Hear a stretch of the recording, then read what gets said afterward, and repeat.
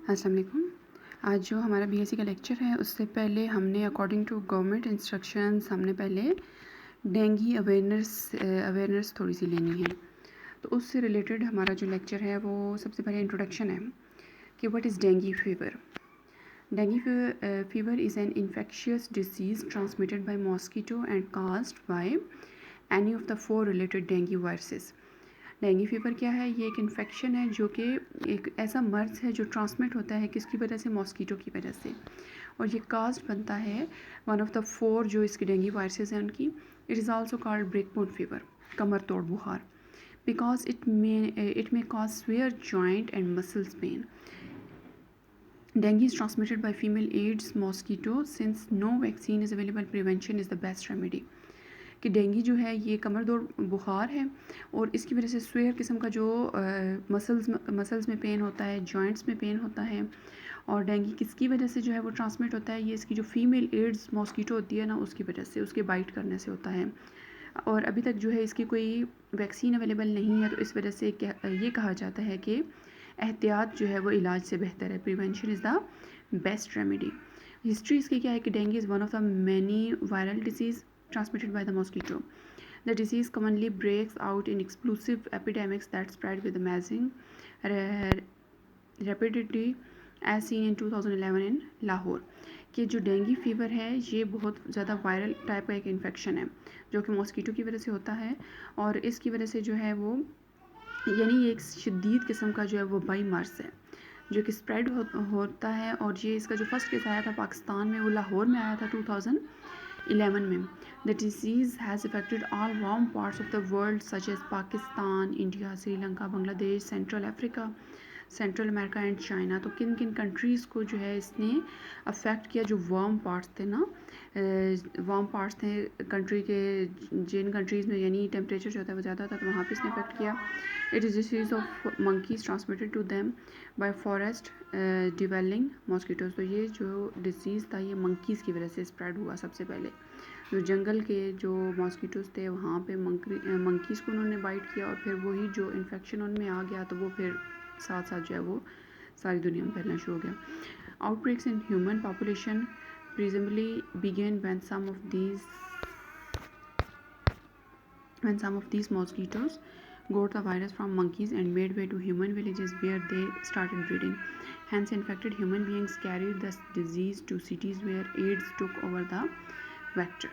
तो क्या हुआ कि मंकीज़ को जो मॉस्किटोज़ ने बाइट किया था वो फिर ह्यूमंस में आया, ह्यूमंस से जो है वो शहरों की तरफ आया और फिर ये चीज़ फैलना शुरू हो गई। तो यहाँ पे ये वाला तो हमारा अवेयरनेस वाला लेक्चर ख़त्म होता है। अब हमारा प्रॉपर लेक्चर शुरू होता है जो कि है virtual memory, chapter 8, 125 page number पे वर्चुअल मेमोरी.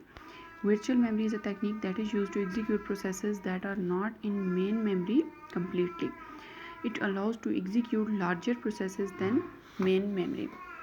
यानी अगर हमारा प्रोसेस जो है वो अभी तक कम्प्लीटली मेन मेमोरी में लोड नहीं हुआ तो उस सूरत में जो है उसको तब भी एग्जीक्यूट करवाया जा सकता है और उसको उस सूरत में भी एग्जीक्यूट करवाया जा सकता है। या फिर जो है अगर वो पूरा एक तो लोड नहीं हुआ या फिर उसका साइज़ इतना है कि मेन मेमोरी की स्पेस के अकॉर्डिंग वो फिट नहीं हो सकता, तो उन दोनों केसेस में भी किसी भी प्रोसेस को एग्जीक्यूट करवाया जा सकता है। The operating system places the currently required parts of a process in main memory, the remaining parts are placed on the backing storage. तो जिस चीज़ को करंटली एग्जीक्यूट करवाना है उसको मेन मेमोरी में लोड किया जाएगा और जो एक्स्ट्रा चीज़ें होंगी जिनको अभी प्रोग्राम उस प्रोसेस का जो पोर्शन जो अभी एग्जीक्यूट नहीं होना उसको सेकेंडरी स्टोरेज पे या बैकिंग स्टोरेज पे रखा जाएगा. These parts are swapped into main memory as and when required. और जब उन पार्ट्स को एग्जीक्यूट करवाना है तो उनको स्वैप इन करवा दिया जाएगा, जब उन पार्ट्स को एग्जीक्यूट नहीं करवाना तो उनको स्वैप आउट करवा दिया जाएगा. The backing store is usually an area of the disk outside the file system. तो बैकिंग स्टोर जो परमानेंट स्टोरेज होती है वो जो मेन पोर्शन होता है ना फाइल सिस्टम का वो मेन मेमोरी होता है. तो बैकिंग स्टोरेज जो होती है वो इससे बाहर का एक एरिया होता है. अब वर्चुअल मेमोरी का कॉन्सेप्ट क्या है कि वर्चुअल मेमोरी एक ऐसी टेक्निक है, एक ऐसा मेथड है जिसमें अगर प्रोसेस का साइज़ लार्जर है या फिर जो है वो मेन मेमोरी में स्पेस नहीं है तो भी जो है उस प्रोसेस को वर्चुअल मेमोरी के कॉन्सेप्ट को यूज़ करते हुए एग्जीक्यूट करवाया जा सकता है.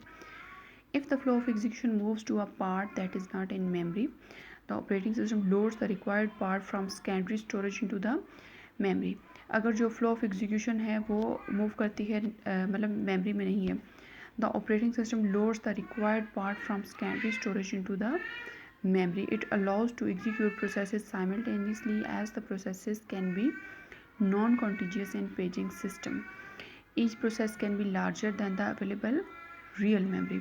तो क्या होगा कि जो प्रोसेसेस हैं अगर उनका एक तो साइज़ यहाँ पे ज़्यादा हो रहा है और एक दूसरा ये कॉन्सेप्ट यूज़ हो रहा है कि यहाँ पे अगर हमारे पास जो प्रोसेसेस हैं उनको साइमल्टेनियसली एग्जीक्यूट कर सकते हैं, यानी मल्टीपल प्रोसेसेस को हम साइमल्टेनियसली एग्जीक्यूट कर सकते हैं, चाहे वो नॉन कॉन्टीजियस लोकेशन पे ना हो। नॉन कॉन्टीजियस मीन कि वो सेम इकट्ठी जो जैसे प्रोसेस ए बी सी वो मतलब कॉन्टीजियस हैं, मतलब नॉन कॉन्टीजियस यानी रियल लोकेशन के थ्रू जो प्रोसेसेस को डिफरेंट लोकेशंस दी जाएंगी तो वहाँ पे भी जो है इसको अकोमोडेट किया जा सकता है।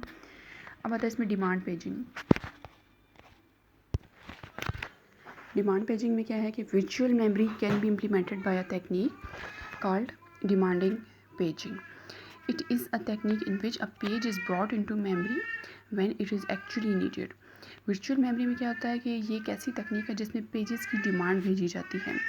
जब किसी पेज की एक्चुअल में मेमोरी में ज़रूरत पड़ती है, यानी उसकी करंट जो है वो उसका टर्न आया हुआ है, उस प्रोसेस ने अभी सीपीयू में एग्जीक्यूट होना है, तो उस प्रोसेस को लोड कर लिया जाएगा।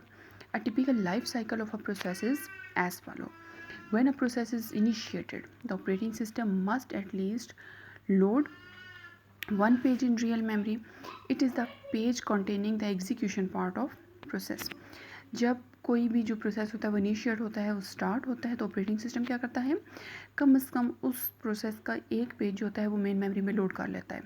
अब वो पेज कौन सा है, वो पेज होगा जो कि अभी करंटली एग्जीक्यूट होना है, या जो प्रोग्राम का जो मेन पोर्शन होगा ना उसको मेन मेमोरी में लोड कर दिया जाएगा, और जो एक्स्ट्रा चीज़ें हैं जिन्होंने अभी एग्जीक्यूट नहीं होना उनको सेकेंडरी स्टोरेज पे रखा जाएगा। Execution of process commences and proceeds through subsequent instructions beyond the starting point. अब जो प्रोसेस की एग्जीक्यूशन है वो वहाँ से एक तो कमेंस होगी यानी स्टार्ट हो जाएगी और प्रोसीड करेगी थ्रू सब्सिक्वेंट इंस्ट्रक्शंस, यानी फर्स्ट वो प्रोसेस जो है जिसकी अभी इंस्ट्रक्शन एग्जीक्यूट हो रही है, देन नेक्स्ट उसकी उसी प्रोसेस की फर्दर इंस्ट्रक्शंस जो हैं वो एग्जीक्यूट होना शुरू हो जाएंगी. थर्ड पॉइंट है this execution continues as long as memory references generated by this process are also within the same page.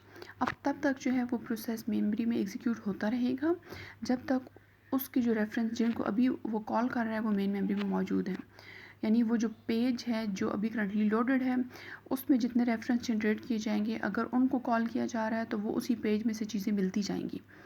The virtual address created may reference a page that is not in real memory, this is called a page fault. अब अगर उस page के references को जो call किया जा रहा था जो कि मेन मेमोरी में सबसे पहले लोड किया गया, अगर उसके अलावा किसी रेफरेंस को कॉल किया जाता है और वो रेफरेंस अभी करंटली मेन मेमोरी में मौजूद नहीं है, रियल मेमोरी में मौजूद नहीं है, तो उस सूरत में उस पेज की जब मिसिंग होगी यानी वो पेज एब्सेंट होगा तो उस पेज की वजह से पेज फॉल्ट आ जाएगा. It generates an interrupt that asks for the reference page to be loaded. अब एक इंटरप्ट आएगी और इंटरप्ट में ये कहा जाएगा कि इस पेज को लोड कर दो. अब वो जो पेज को लोड करने के लिए रिक्वेस्ट आएगी that is known as demand page, demanding page. Page fault क्या होती है कि किसी रेफरेंस को कॉल किया जाए और वो रेफरेंस करंटली मौजूद नहीं है उस लोडेड पेज के अंदर, दैट इज़ पेज फॉल्ट. और जब उस पेज को कॉल किया जाएगा जिसका रेफरेंस जो है वो कहा गया था तो then that is known as demanding page. Fourth point is the operating system will try to load the referenced page into a free real memory frame. When this is achieved, the execution can continue. अब operating system क्या करेगा कि उस reference page को जिसके लिए demand की गई थी, जिसकी वजह से पेज फॉल्ट अकर हुआ था, उस पेज को जब वो मिल जाएगा तो उसको मेमोरी में लोड किया जाएगा किसी भी फ्री रियल मेमोरी फ्रेम के अंदर. When this is achieved, the execution can continue. अब अगर जो है ये चीज़ अचीव हो जाती है तो फिर वहाँ से जो है वो एग्जीक्यूशन स्टार्ट हो जाएगी. Finally when the process terminates the operating system releases all the pages belonging to the process. अब जब वो प्रोसेस टर्मिनेट कर जाएगा तो ऑपरेटिंग सिस्टम उस प्रोसेस से रिलेटेड जितने भी पेजेस थे उन सबको रिलीज़ कर देगा. The pages become available to other processes. और फिर वही जो पेजेस हैं वो बाकी प्रोसेसेस जो हैं वो यूज़ कर सकते हैं.